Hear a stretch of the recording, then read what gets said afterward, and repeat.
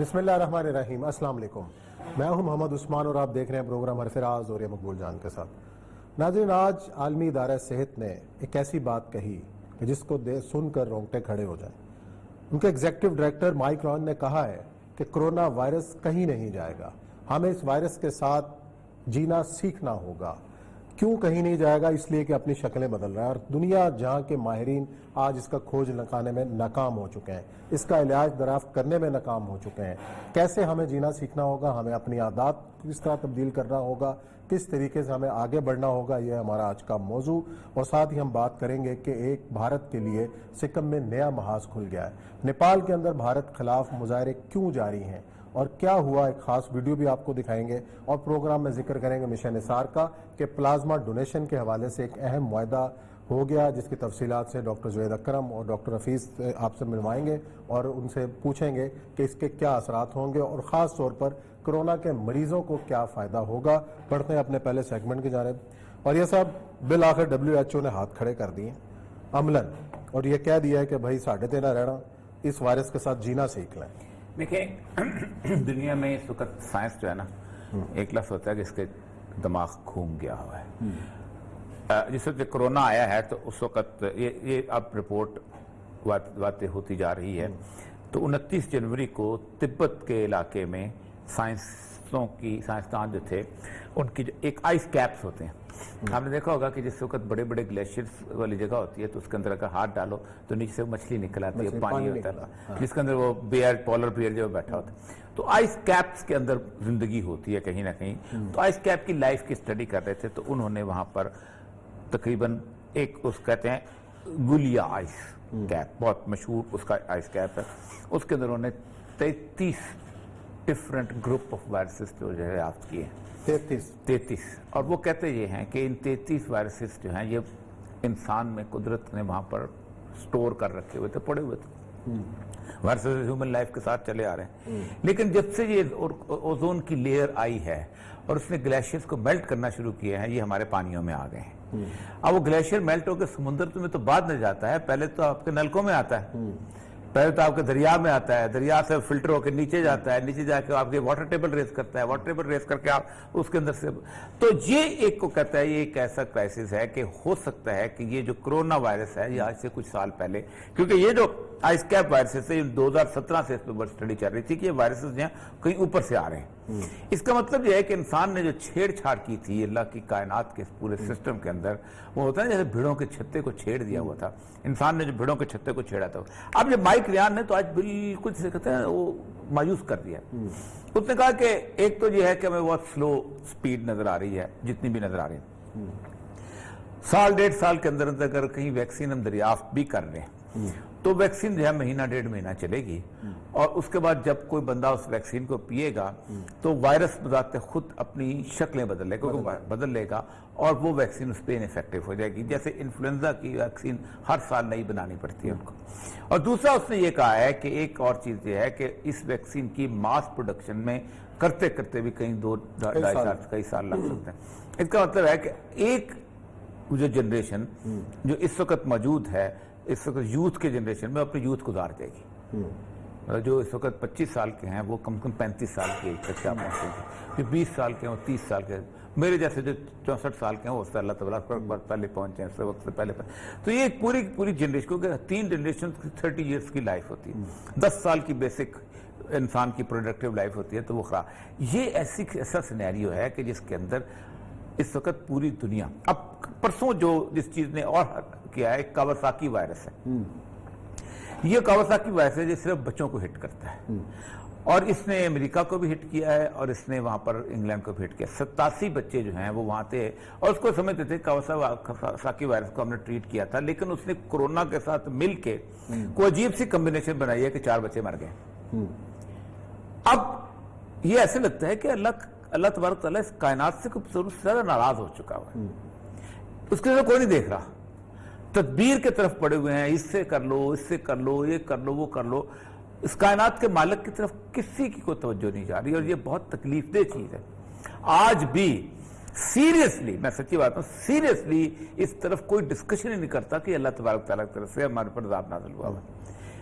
سیدھے یہ کہا جاتا ہے کہ جی آپ یہ ایفرٹ نہیں ہو رہی تو فلاں نہیں ہو رہی تو ہم سوشل ڈسٹینسنگ نہیں کر رہے تو لوگوں کا خیال نہیں رکھتے فلاں نہیں کرتے یہ چیز. اس لیے یہ ہے اس وقت. تو ڈاکٹر ہمیں صاحب جوائن کیا ہے ڈاکٹر سعید اختر صاحب ہیں PKLI کے سابق سربراہ ہیں. ان سے پوچھیں گے کہ یہ جو وائرس جو روز روز نئی شکلیں بدل رہا ہے اور ابھی عالمی ادارہ صحت کے ماہرین نے بھی ہاتھ کھڑے کر دیے, ہو کیا رہا ہے اور کیا ہونے والا ہے. السلام علیکم ڈاکٹر صاحب. جی وعلیکم السلام. جی ڈاکٹر صاحب ابھی ہم جو دیکھیے کر یہ جو جی جی جی جی جاری رکھیے گا. دیکھیے یہ جو ساری ایپیڈیمک ہے یہ ایکچولی اس چیز کو ریفلیکٹ کرتی ہے کہ اصل مالک کون ہے اور ہم کیا ہیں اور ہماری حیثیت کیا ہے. اور جتنی بھی ہم نے ترقی کر لی مادی یا سائنسی اور دیگر علوم میں, اس کے باوجود اللہ کا ایک نظام ہے جس کے تحت ہم سب کے سب including America, including Europe, including eastern countries, including the richest people in the world, وہ سب کے سب اپنی نیز پہ آ چکے ہیں اللہ کے آگے. ٹھیک. تو اس میں کوئی کوشچن نہیں ہے کہ ہمیں اس چیز کو اپنے آپ کو, یہ ٹائم ٹو پونڈر ہے, ٹائم ٹو ریفلیکٹ ہے کہ ہم اللہ تعالیٰ سے توبہ کریں, اسی سے مدد کی درخواست کریں. Because at the end of the day جب پتہ بھی اللہ کے حکم کے بغیر نہیں ہلتا تو یہ تو پتے سے بڑی بات ہے. اچھا ڈاکٹر صاحب, یہ جو WHO کے آج مائک ریان نے یہ کہا ہے کہ you have to live with it, اس کی وجہ یہ وہ کہتا یہ ہے کہ وائرس کے اندر شکلیں بدلنے کی بہت ایبلٹی ہوتی ہے, اور وہ سب سے پہلے ہم انفلوئنزا کا 1 سال کا وائرس کا ویکسین ایجاد کرتے ہیں, اگلے سال وہ بیکار ہو جاتی ہے, وہ بالکل نیو شیپ کے اندر آ رہا ہوتا ہے.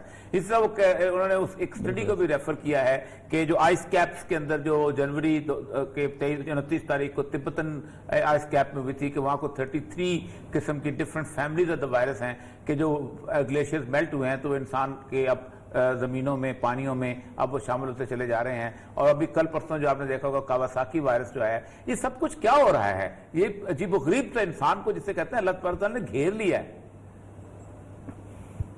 ایسے ہی یہ بہت اچھا ورڈ آپ نے استعمال کیا ہے. ایکچولی اللہ تعالیٰ اپنی بڑائی دکھانا چاہتا ہے, لیکن اگین ہمیں جیسے ہم اس سے پہلے بھی ڈسکس کر چکے ہیں کہ اللہ تعالیٰ نے ہمیں بڑی کیٹیگوریکل قرآن میں ایک حکم دیا ہے, اور وہ یہ ہے کہ جو بھی بات کرو اور جو بھی ایکٹ کرو وہ علم کی بیس پہ کرو, گمان کی بیس پہ نہیں کرو.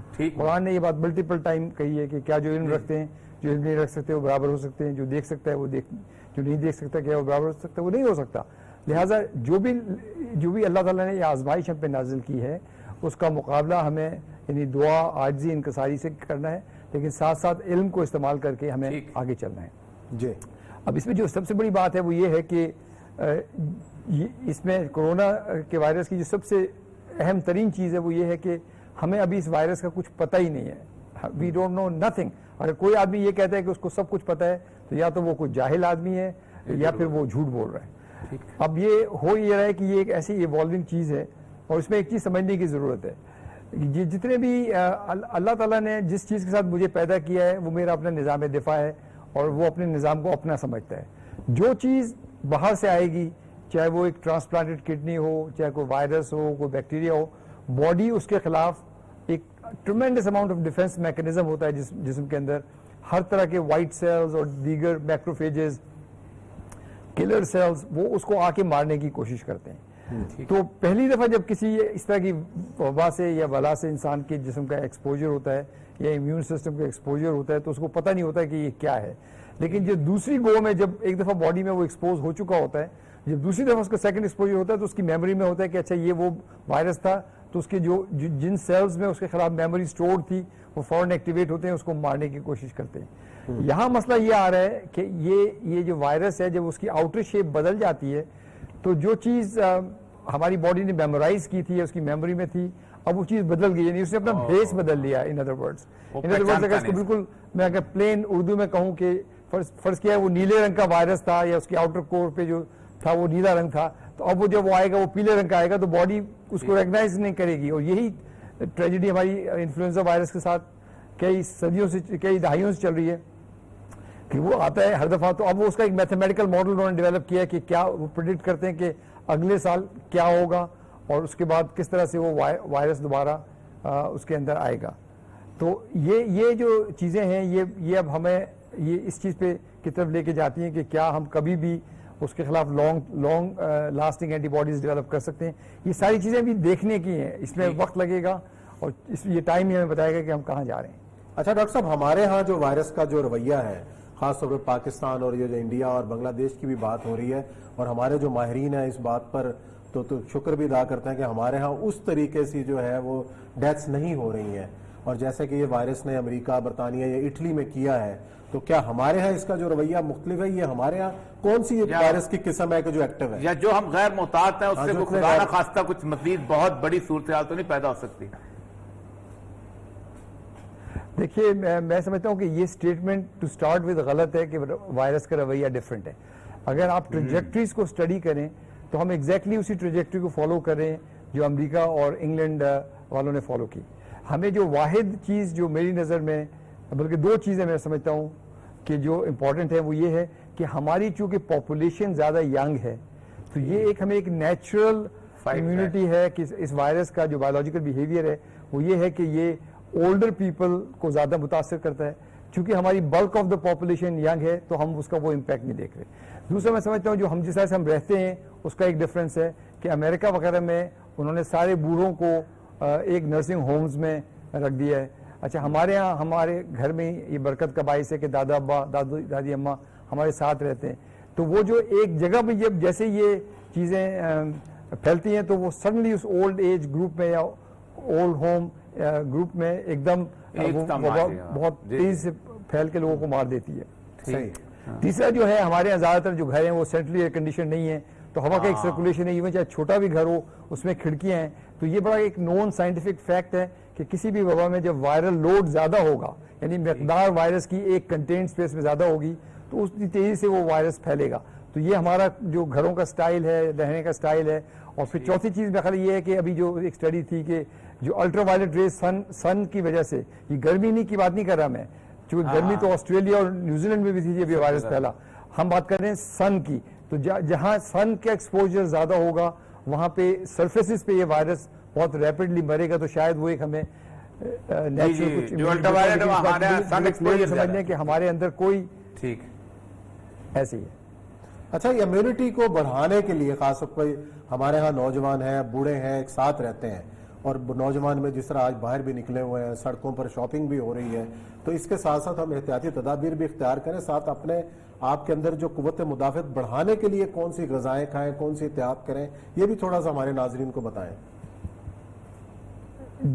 جی میں سمجھتا ہوں کہ ایک تو یہ کہ جو بھی کھانا کھائیں ہیلدی کھائیں, اس میں کچھ وائٹامن سی کا استعمال ہے, سیلینیم کا استعمال ہے, زنک کا استعمال ہے, اسی طرح بہت ساری چیزیں ہیں. اچھا اس میں ایک بات بتاتا چلوں کہ دیکھیے یہ میرا تو یہ ایمان کا حصہ ہے کہ اللہ نے ہر بیماری کی جو شفا ہے ہمارے ارد گرد پھیلی ہوئی ہے. چائنیز نے اس پہ بڑا کام کیا اور بہت زیادہ ان کی اربل ریمیڈیز ہیں جو کہ وہاں پہ وہ استعمال کر رہے ہیں. اسی طرح ہمیں بھی اپنے اربل ریمیڈیز کو ایکسپلور کرنا چاہیے کہ کیا کیا چیزیں, جیسے اب کلونجی ہے. اب اس میں کوئی سائنس کے طور پہ میں یہ بات نہیں کہہ رہا, لیکن یہ میں ایک مسلمان کے طور پہ کہہ رہا ہوں کہ اگر حضور صلی اللہ علیہ وسلم نے فرمایا کہ اس میں کچھ اچھائی ہے تو آپ کو استعمال کریں, مطلب یہ چیز تو ہرٹ نہیں کر سکتی. لیکن جب میں ایز اے سائنٹسٹ بات کرتا ہوں تو میں یہ کہتا ہوں کہ نہیں, ان دواؤں کا ساروں کا رینڈمائز کنٹرول ٹرائلز ہوں گے, پھر ہم مانیں گے کہ کون سی دوا اچھی ہے کون سی دوا اچھی نہیں. اچھا ڈاکٹر صاحب, یہ جو ابھی آپ دیکھ رہے ہیں 2-3 دن سے جو ریلیکس ہوا ہے, اس سے کیا, ہم تو بہت ڈرے ہیں کہ جس طرح ہمارے ہاں پبلک جس طرح نکلی ہے اور اس میں کیسز کا اضافہ بھی ہوا ہے, اور اب تو پھر لگتا یہ ہے کہ جو کرے گا کرونا ہی کرے گا, ہم نے کیا کرنا ہے.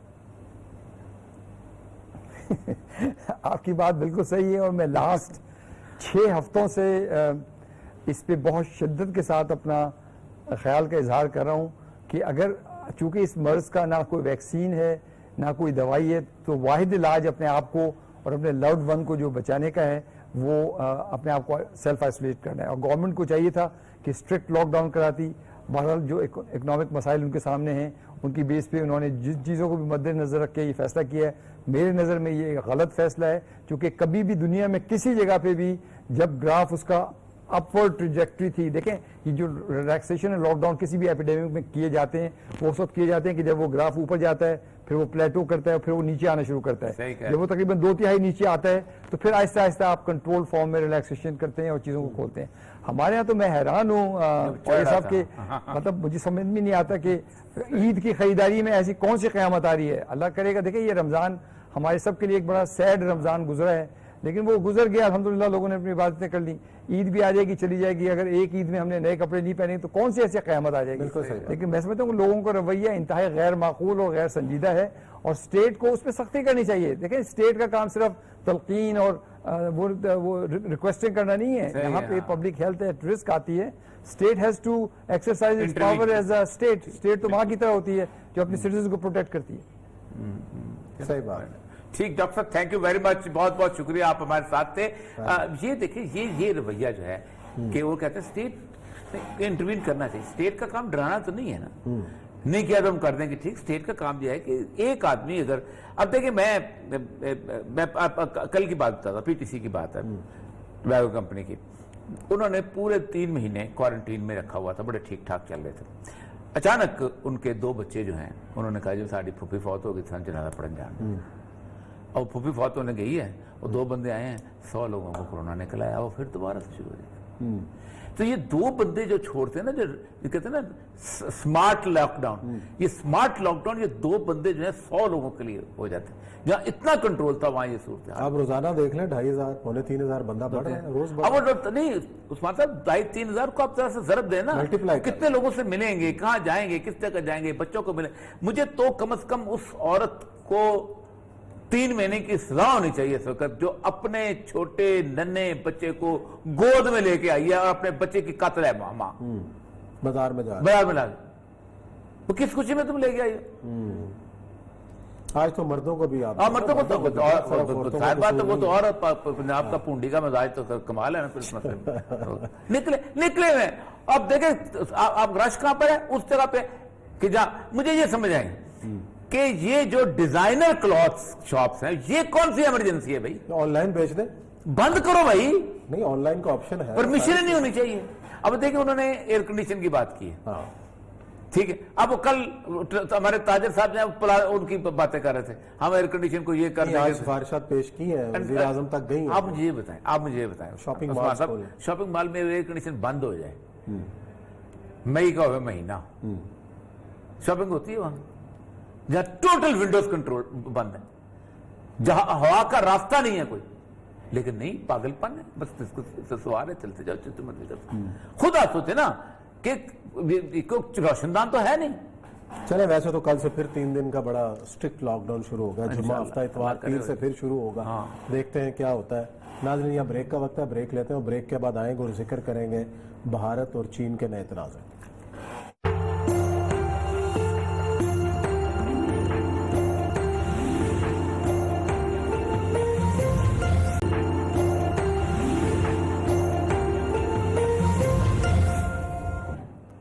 جی ناظرین، ایک نیا محاذ بھارت کے لیے کھلا، وہ ہے سکم، جہاں پہ بھارتی فوج اور چین کے فوجیوں کا آمنا سامنا ہوا. پہلے وہ ویڈیو آپ دیکھیں، اس کے بعد اس بات کو آگے بڑھانا. جی اور یہ صاحب، یہ بھارت ہر جگہ پنگے کرنے سے باز یہ کرنل کی اوقات ہے.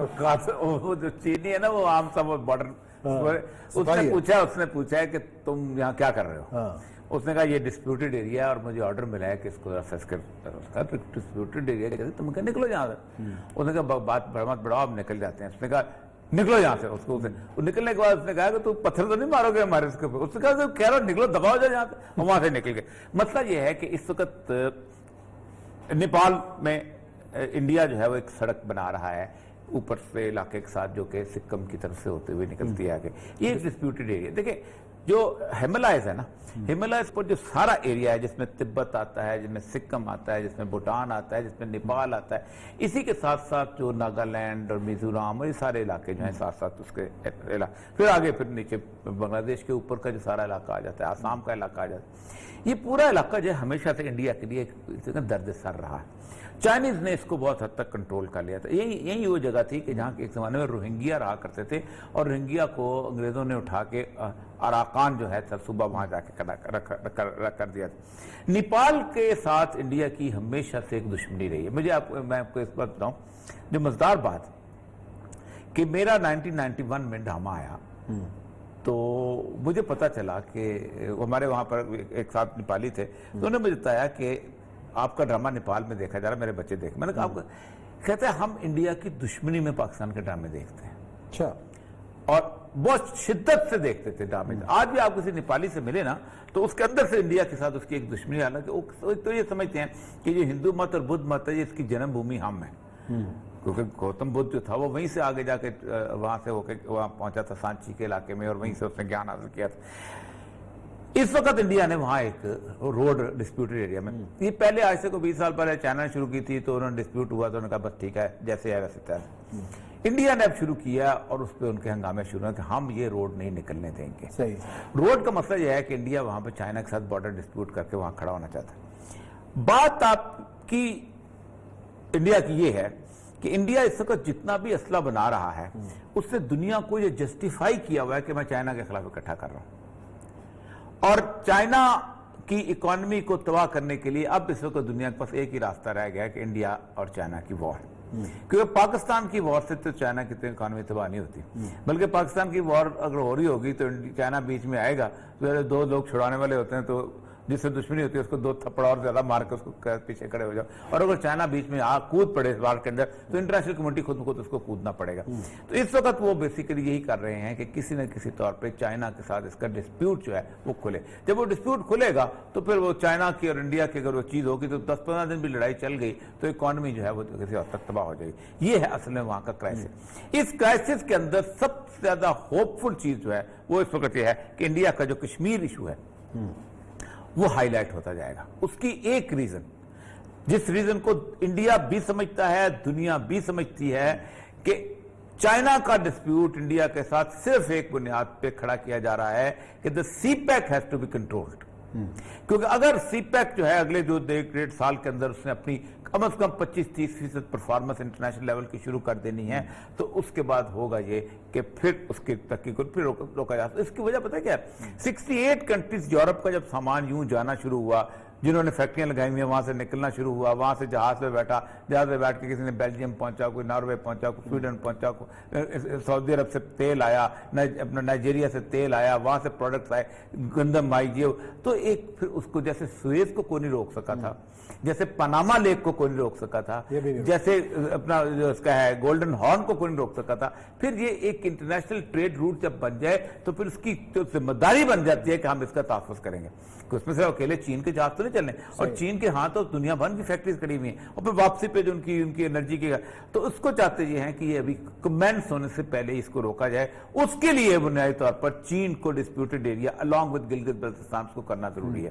اسی لیے آپ اندازہ کریں کہ انڈیا نے اس طرف سے اس لیے روکا ہے کہ اگر وہ اکسائی چین کی طرف سے چین حملہ آور ہوتا ہے تو پھر آپ سوچ سکتے ہیں کہ اکسائی چین کی طرف سے اگر کارگل کے راستے پہ آ کے وہ یہاں آ کے چائنیز فورسز بیٹھتی ہیں تو آپ کا گلیشیئر تو کیا سیاچن گلیشیئر تو انڈیا کے ہاتھ سے گیا، وہ تو روٹ ہی کوئی نہیں اس کا پر کھڑا رہ ہی نہیں. یعنی 2 پوسٹوں پہ ہم جا کے بیٹھ گئے تھے تو وہ بالکل انڈیا ٹریپ ہو گیا تھا مکمل طور پہ. اور وہ جب اس اونچائی سے نیچے جب آئیں گے تو کشمیر کی ویلی جس میں آپ آلریڈی اس کے ڈسپیوٹڈ ہیں تو وہ چلا جائے. یہ بیسیکلی آپ دیکھیں یہ کرنل ان کا اس کی اوقات کس لیول کی ہے وہاں پر چائنیز کے سامنے. اور اگر ڈبل ڈسپیوٹ یہاں پر کھل گیا اور تیسرا محاذ طالبان کا افغانستان میں کھل گیا تو آپ خود سوچیں کہ انڈیا کا ساتھ آنا کس نے ہے، سوائے اس کے کہ انٹرنیشنل فورسز کو اسلحہ بھیجیں یا کچھ کہیں. لیکن جنگ کے بارے میں یہ کہا جاتا ہے کہ جنگ ہمیشہ پاگل پن میں لڑی جاتی ہے. جس وقت ہٹلر نے روس کا مقابلہ کیا تھا اور روس کی طرف فورسز بھیجی تھی تو ہٹلر نے لوگوں کو اس سطح پہ کھڑا کر دیا ہوا تھا کہ اکیلے سمجھا تھا کہ اکیلا جرمنی جو ہے، جرمن قوم جو ہے پوری دنیا پہ قابو کر سکتی ہے. اور جب وہاں پہنچا ہے اور اس وقت جو برف کے اندر وہ گھسا ہے اور برف کے اندر جب اس کے واپسی ہوئی تو 20 لاکھ اس کے فوجی جو ہے تباہ برباد ہو گئے. تو اسی فرور میں، اسی غصے میں، اسی بوسٹنگ میں نکلتا انڈیا نے اس وقت اتنا بوسٹ کر دیا ہوا ہے اپنی قوم کو، اپنے ان لوگوں کو. کسی کو شیو کا اوتار بنا دیا ہوا ہے تو کسی کو وشنو کا بنا دیا ہوا ہے تو کسی کے ہاتھ میں تیر پہنا کے آگے پیچھے گوپیاں تو بیچ میں کنہیا بنا دیا ہوا ہے تو کسی کو کچھ، ہر کوئی جو ہے وہ ہنومان بنا ہوا ہے اور ہر ہنومان کی دم کے اندر آگ لگی ہوئی ہے اور وہ لنکا کو آگ لگانے کے چکر میں. ایسا نہیں ہوا کرتا. جنگ از اے سیریس بزنس اور اس جنگ کے سیریس بزنس کے اندر ایک بات ہم آج بھی کہتے ہیں، کل بھی کہتے ہیں کہ جو ارندھتی رائے نے کہا تھا کہ انڈیا کو کشمیر سے آزادی کی زیادہ ضرورت ہے بنسبتاً کشمیریوں کو انڈیا سے آزادی کی، کہ اگر انڈیا کی بارڈر کے اوپر یہ دو علاقے رہ گئے، خالصتان کا نعرہ اور کشمیر کا نعرہ، تو انڈیا ساری زندگی پاکستان سے جنگ نہیں کر سکتا۔ جن باغوں سے اس نے گزر کے جانا ہے اس کے ارد گرد اس کے دشمن رہ ہوں گے، جن کھیتوں اور کھلیانوں سے اس نے گزر کے جانا ہے بارڈر پر اس میں اس کو دشمن رہ جائیں گے، جن مکانوں کے اوپر اس نے مورچے لگانے ہیں اس میں ان کو دشمن رہیں گے۔ دشمن کی موجودگی کے اندر بارڈر کے اوپر کسی سے لڑائی جاتا، ڈرون کا معاملہ گیا، وہ ختم ہو گیا مسئلہ۔ چلا یہ بریک کا وقت ہے، بریک لیتے ہیں، بریک کے بعد آئیں گے اور ذکر کریں گے مشن نثار کا اور بلڈ پلازما کے حوالے سے جو پیش رفت ہوئی ہے اور کورونا کے مریضوں کے علاج پر، اس کے بارے میں بات۔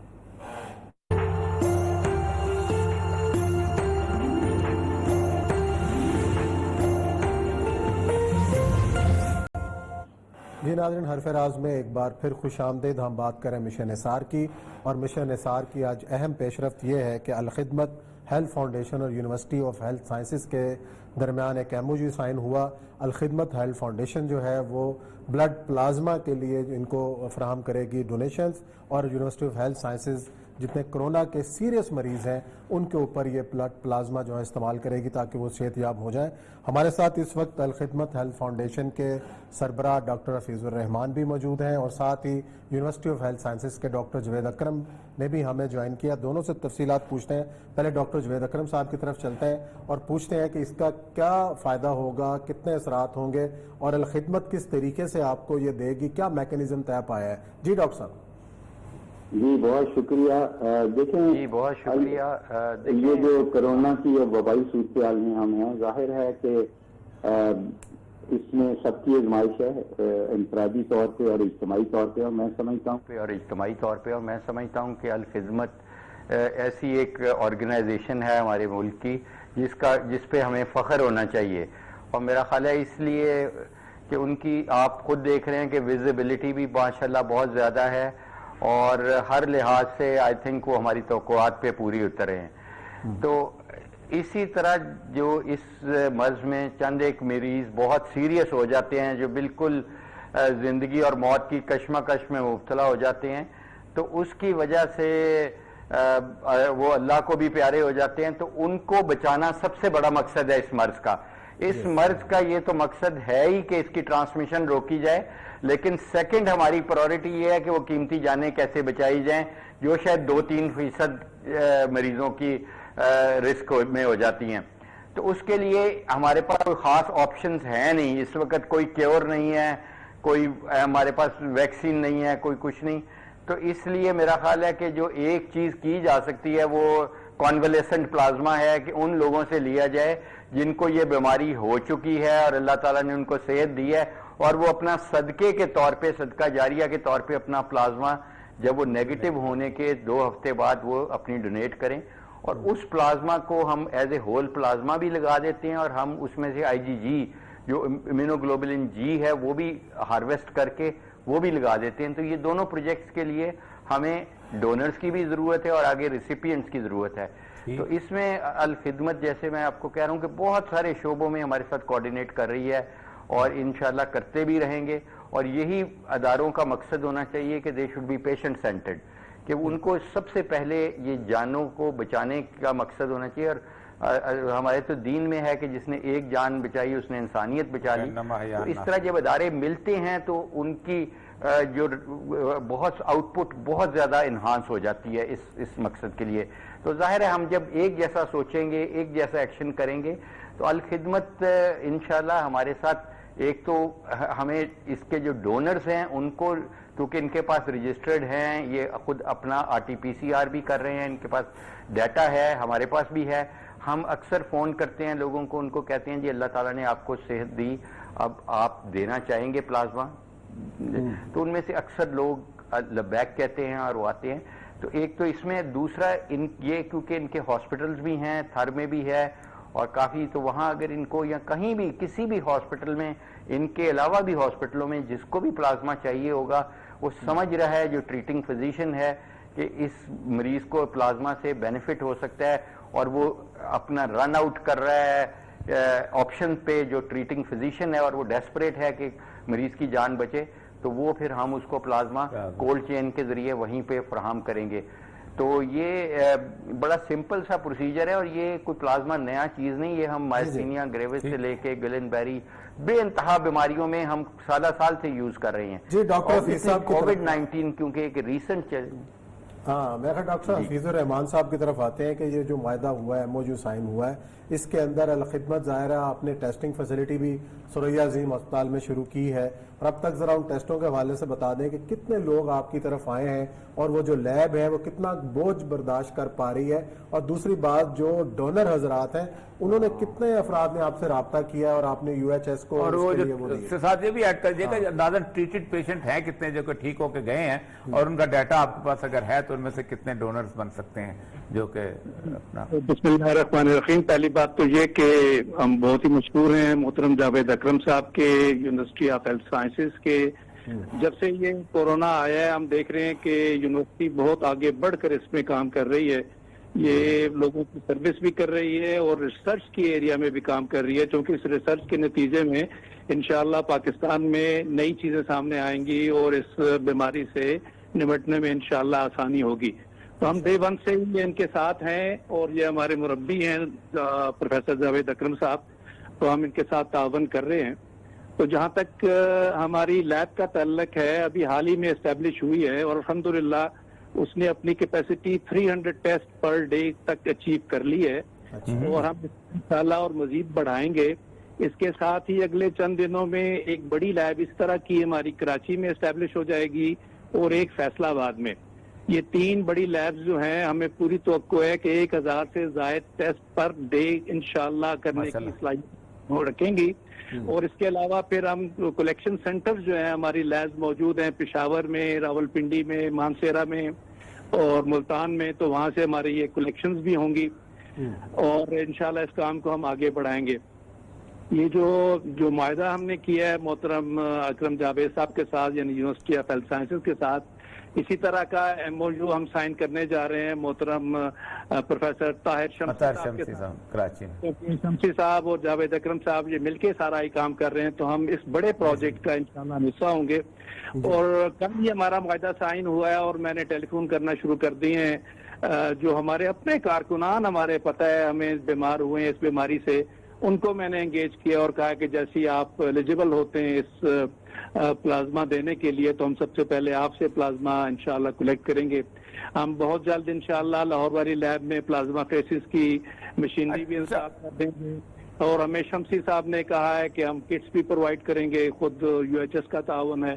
تو انشاءاللہ ہماری پوری کوشش ہوگی کہ پورے ملک میں ہم ان لوگوں کے ساتھ تعاون کریں اور لوگوں کا علاج بھی ہو اور ساتھ میں تحقیق کے نتیجے میں کچھ بہتر چیزیں سامنے. اچھا جاوید اکرم صاحب, یہ سوال اصل یہ پیدا ہوتا ہے کہ ظاہر بات ہے آپ بالکل اس وقت فیٹل لیول پہ جب وہ وینٹیلیٹر پہ ہوگا اس وقت اس کو پلازما ٹریٹمنٹ دیں گے یا اس سے پہلے ہی دے دیں گے, اور نارملی اس میں ٹریٹمنٹ کا جو ٹائم سپین کتنا ہوتا ہے تاکہ اس کا اندازہ ہو سکے کہ ایک آدمی جو کہ بالکل نا امید مایوس ہو چکا ہے وہ کتنے دنوں کے اندر باقی نارمل زندگی میں واپس آ سکتا ہے؟ دیکھیں جو اس کا کیونکہ ظاہر ہے ہم بھی اس بیماری سے لڑنا ابھی سیکھ رہے ہیں, ہم بھی طالب علم ہیں کیونکہ یہ ایک نیا چیلنج ہے, روز ہم کوئی نہ کوئی نئی چیز سیکھتے ہیں. تو اس میں جو پلازما کے لیے ہم سمجھتے ہیں کہ پیشنٹس موزوں ہیں وہ پیشنٹ ہیں جو ابھی وینٹیلیٹر پہ یا تو ریسنٹلی گئے ہیں 24 آورز ٹو 48 آورز یا وہ ایلیجیبل ہیں وینٹیلیٹرز پہ مگر ابھی وہ آکسیجن پہ اپنی oxygen saturation high flu oxygen پہ مینٹین کر رہے ہیں. تو آئیڈیل ہے کہ ان کو وینٹیلیشن پہ جانے سے بچایا جا سکے. دوسرا یہ ہے کہ ان کو کوئی اینڈ آرگن ڈیمیج نہیں ہے, کہ کریٹنین ٹھیک ہے, ان کا kidney function, liver function, heart function, brain function یہ ریزنیبلی پرزروڈ ہیں. کیونکہ اگر بالکل ہم ٹرمینل سٹیج پہ پلازما دیں گے تو اس کا ہم سمجھتے ہیں فائدہ نہیں ہے. لیکن جب سے ہم نے یہ پلازما تھراپی شروع کی ہے تو ہم پہ بہت ساری فیملیز کا پریشر آ جاتا ہے کہ جی یہ لگائیں, بیکاز ڈیسپریٹ سچویشن ہے, ہر کوئی چاہتا ہے کہ ہر چیز کی جائے ان کے والد کے لیے. تو ان کو پھر ہم ظاہر نہ نہیں کرتے کیونکہ یہ تو اللہ جان بچانے والا ہے, شاید وہ اسی پلازما میں شفا دے دے, لیکن ہم انہیں ریکمینڈ نہیں کرتے. لیکن پھر بھی ہم ان کو رسپیکٹ کرتے ہوئے, کیونکہ پلازما کا ہارم کوئی نہیں ہے, اسکریننگ کر کے ہم دیتے ہیں, کافی بیماریوں کی اسکریننگ کر کے دیتے ہیں اور بلڈ گروپ اسپیسیفک ہوتا ہے. تو وہ پھر ہم دے دیتے ہیں، لیکن وہ اسٹڈی کا پارٹ نہیں ہوتا، بیکاز ہمارے جو اسٹڈی میں اور طاہر شمسی صاحب کریں اس میں ہمارا ایک فکسڈ کرائیٹیریا ہے جس کے تحت وہ، تو ہم سوشلی پھر ان کو ضرور ایجوکیٹو پرپز کے لیے ظاہر بات ہے کہ یہ نارملی پلازما جو ہے اس کی جو ایڈمنسٹریشن جو ہے یہ کوئی انٹروینس ہوتی ہے یا اورل ہوتی ہے یا کسی اور سے کوئی تاکہ اس کا بھی تو کوئی اندازہ ہو جائے، تو ایک ایجوکیٹو پرپز کے لیے سر دیکھیں. اور یہ بھائی اس میں جو تو ڈونر ہے اس کو کوئی تقریباً اگر اچھی ہمیں وین مل جائے تو آدھے گھنٹے میں وہ فارغ ہو جاتا ہے، اور اس کو ظاہر ہے پورا ہم بڑی وین کے ذریعے بڑے برینڈلا کے ذریعے پورا اس کو درد صرف اتنی ہوتی ہے آئی وی ٹی کے جتنی، اور اس کا ہم بلڈ ڈرا کرتی ہے مشین، اور مشین میں سے گھوم کے وہ سینٹریفیوگ ہو کے پلازما سیپریٹ ہو جاتا ہے، پورا بلڈ اس کے واپس باڈی میں آ جاتا ہے سارے کا سارا، تو ریڈ سیل واپس آ جاتے ہیں، ہیموگلوبن واپس آ جاتی ہے، وائٹ سیل پلیٹلٹس واپس. جہاں تک ڈونر کا ہے ہماری ریکمنڈیشن یہ ہوتی ہے کہ اس کو باڈی ٹیمپریچر پہ، اگر وہ سٹورڈ پلازما ہے -80 پہ، تو اس کو پہلے آپ روم ٹیمپریچر پہ لائیں اور پھر اس کو انفیوز کریں، اور یوزلی 400 سے 500 ml ہم ہارویسٹ کرتے ہیں، تو 100 ml پر آور کے حساب سے 4 سے 5 گھنٹے میں وہ پورا ہو جاتا ہے. لیکن اسی پلازما سے ہم کچھ لوگوں کو جن کو ہارٹ فیلئر ہے، جن کا ہارٹ کی پمپنگ وغیرہ کا فلوئڈ اوور لوڈ کا ہے، اس کو پھر ہم اس میں سے IgG نکال کے دے دیتے ہیں. اور ابھی میں آپ کو ایک لیٹسٹ چیز کرتا ہوں کہ اب ہم نے ہائبرڈوما پہ چلے گئے ہیں، جہاں پہ ہم میس لیول پہ مونوکلونل اینٹی باڈیز مائس سے بنا کے وہ پروجیکٹ بھی شروع کرنے والے ہیں، جس سے ہماری اس پہ ڈیپینڈنس کم ہو جائے گی. بہت اچھے، وہ انشاءاللہ بہت بڑی اچیومنٹ ہے یہ تو. جی ڈاکٹر حفیظ صاحب سے آخری پوائنٹ لیتے ہیں اور پھر پروگرام ختم کرتے ہیں. جی ڈاکٹر صاحب، جو باتیں کی ہیں ڈاکٹر جاوید اکرم صاحب نے، اور خاص طور پہ آپ نے بھی بتایا خدمت کے لوگوں کو بھی آپ نے کہا کہ وہ ڈونر بنے اور سارا ہو، اب تک جو ہے وہ کتنے ڈونر جو ہیں وہ مل چکے ہیں آپ کو؟ دیکھیے یہ تو ہم نے کل سے شروع کیا ہے، ابھی تو صرف میں نے انڈیویجول فون کالز کیے ہیں، 3 ڈونر جو میرے عزیز دوست تھے ان سے بات کی ہے. میں آپ کے اس ٹی وی چینل، کیونکہ یہ آپ بھی بڑی سروس کر رہے ہیں میں سمجھتا ہوں اس وبائی اس مصیبت کے دوران، تو آپ کے چینل کے ذریعے میں عوام الناس سے اپیل کرتا ہوں، جو تقریباً اس وقت 10,000 کے لگ بھگ لوگ ٹھیک ہو چکے ہیں اس بیماری سے. ان سے میری اپیل ہے آپ کے چینل کے ذریعے کہ آپ اپنے شہر کی جو لوکل الخدمت ہے ان سے رابطہ کیجئے، اور بقیہ سارا کام ہم کریں گے. ہم ہر طرح سے آپ کو فیسیلیٹیٹ کریں گے، آپ کا نہ کوئی خرچہ ہوگا اور نہ ہی آپ کو کوئی کہیں زیادہ لمبا چوڑا ٹریول کرنا پڑے گا. ہم فیسیلیٹیٹ کریں گے ہمارے کارکنان، اور انشاءاللہ ہم وہاں سے پلازما. جزاک اللہ جی، بہت بڑا کام ہے خدمت کا جو آپ کر رہے ہیں. ناظرین، یہ پروگرام کا وقت ختم ہوا. انشاءاللہ پیر کو نئے موضوعات کے ساتھ آپ کی خدمت میں حاضر ہوں گے. تب تک اپنا بہت خیال رکھیے گا. اللہ حافظ.